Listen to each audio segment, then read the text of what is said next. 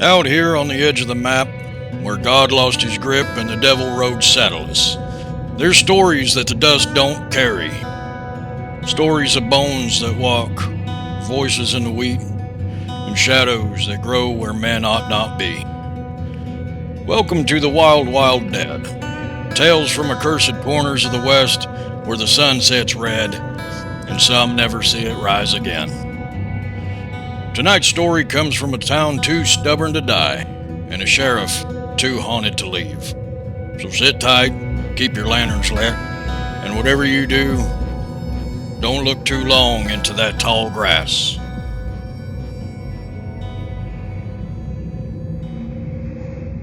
It all started with a girl, Maddie Clemens, Baker's daughter. She's a sweet thing, always brought me peach pie on Fridays, until she was gone. I was sitting in the saloon when Deputy Cole Harper leaned over and said, "Sheriff, you gonna drink that whiskey, or are you waiting for it to talk first?" I didn't answer, just kept staring at the bottle. Kept thinking how her shoes were found standing upright just out past Widow's Ridge. Not scattered, not torn, just standing there, like she'd stepped out of them mid-stride. Cole thought maybe it was coyotes. Coyotes don't line shoes up like church pews. That's when Silas Boone stumbled in, old drunk. His eyes were wide as silver dollars. "He's back," he yelled. "That tall man. Seen him last night. I swear on my mama's grave." Cole started laughing. "Silas, you see the tall man every time you sip turpentine." But Silas wouldn't quit. He said he'd seen a figure stretched out tall as a pine. No face, arms too long for a human. Just standing there, watching. Didn't blink, didn't breathe, didn't move. Hell, we all laughed at him, even me. That was until the next night. We rode out at dawn, me and Cole, following the ridge where Maddie's shoes turned up.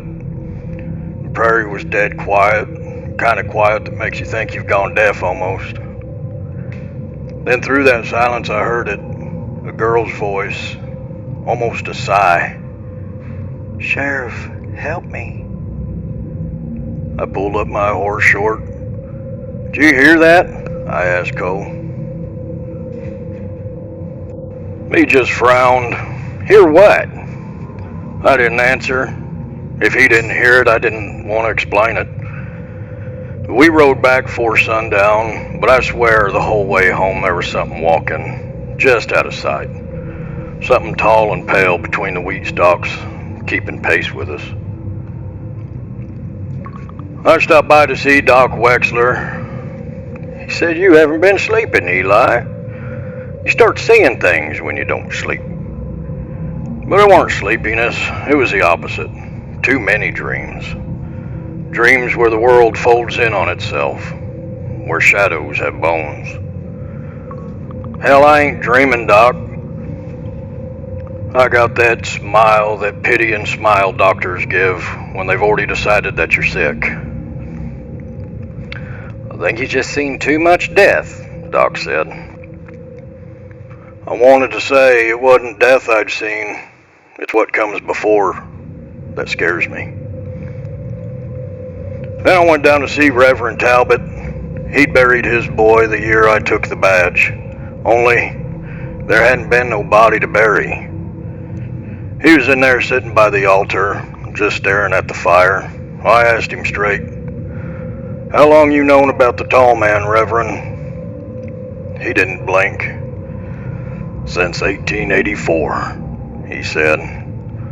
"Since my boy walked into the wheat field and never came back." "What the hell is he?" I asked.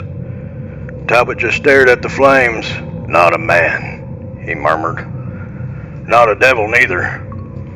He don't kill, Sheriff. He claims. He drinks up the light inside of you. Just leaves a shell standing there like a scarecrow." Outside, the wind rose up, whistling through the eaves. Hell, I could have sworn it sounded like it was laughing at us. 3 nights later, Cole and I rode back out. I couldn't shake the feeling that Maddie was still out there, maybe alive, maybe not. The moon was low. It was hanging like a dying lantern in the sky. Cole pointed ahead and whispered, "You see that?" and I did. It was a shape, tall, thin, pale like fog, standing out there in the wheat. His arms were swaying real slow. No face, no shadow. It's just the shape of something that shouldn't exist. "Don't look too long," I told him. "He don't like to be seen." Then I heard it again, that same little voice. It was Maddie's. "Help me, please." Cole spurred his horse. "I see her," he cried. "I see." And then he stopped. Not just the horse, neither, him. There was a sound like wood snapping or bones twisting. Then just nothing. No Cole, no voice, just me and the wind, and that tall shadow stretched across the prairie. I don't really remember what happened after that. Hell, maybe I ran, maybe I didn't. Maybe the world ran away from me. All I do know is that when I woke, the sun was rising, and Cole's hat was sitting in the dirt beside me. No tracks, no body, just the hat. That was 3 weeks ago. Doc Wexler says I'm losing my mind, and hell, he may be right.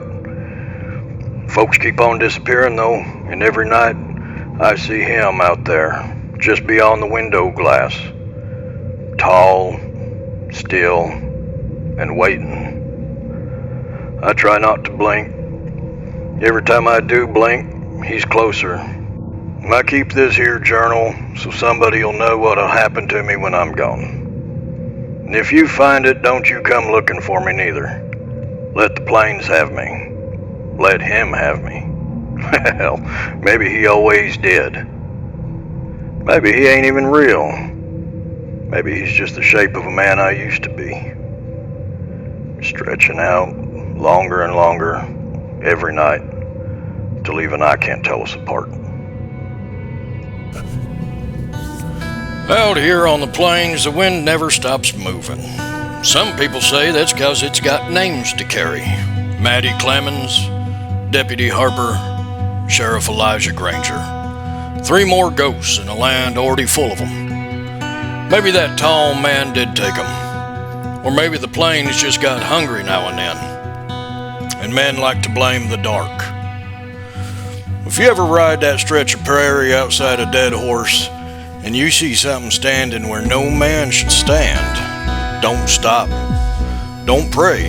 And for God's sake, don't look too long. This has been the Wild Wild Dead, where the frontier's got its ghosts, and some of them still wear their badges.